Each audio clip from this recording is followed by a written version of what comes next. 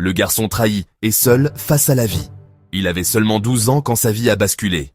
Une journée comme les autres, mais qui allait tout changer. Et ce qu'il ne savait pas, c'est que la personne en qui il avait le plus confiance allait le trahir. Alexandre vivait avec sa mère et sa petite sœur dans un petit appartement modeste. Sa vie était simple. L'école, les jeux dans le quartier, les rires partagés avec son meilleur ami, Lucas. Ils se confiaient tout, partageaient leurs secrets et leurs rêves. Mais derrière le sourire de Lucas, se cachait une noirceur qu'Alexandre n'aurait jamais imaginée. Alexandre vivait avec sa mère et sa petite sœur dans un petit appartement modeste. Sa vie était simple, l'école, les jeux dans le quartier, les rires partagés avec son meilleur ami, Lucas.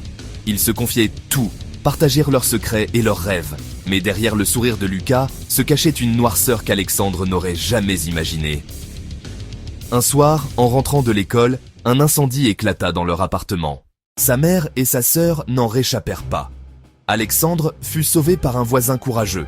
Mais il ignorait encore que Lucas avait, par inadvertance ou malveillance, laissé traîner un objet inflammable dans la chambre.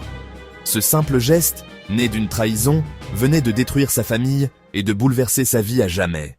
Seul, trahi et bouleversé, Alexandre fut placé dans un orphelinat. Les premiers jours, il n'osait parler à personne. Chaque sourire lui semblait faux, chaque mot portait la menace d'une nouvelle trahison. La solitude pesait lourd sur ses épaules, et le garçon se demandait s'il retrouverait un jour la paix. Mais un professeur attentionné remarqua sa tristesse. Il l'encouragea à écrire ses sentiments, à dessiner ce qu'il ressentait. Peu à peu, Alexandre transforma sa douleur en force. Ses carnets devinrent son refuge. Ses dessins son moyen de raconter son histoire. Même si la trahison de Lucas restait gravée dans sa mémoire, il apprit à ne plus laisser la douleur le briser. Aujourd'hui, Alexandre a grandi. Il porte encore la cicatrice de cette trahison. Mais il a appris à surmonter la douleur et à faire confiance à nouveau, à sa manière. Son histoire nous rappelle que la vie peut parfois trahir, que la souffrance peut frapper sans prévenir, mais que même dans les ténèbres, l'espoir et la résilience peuvent nous sauver.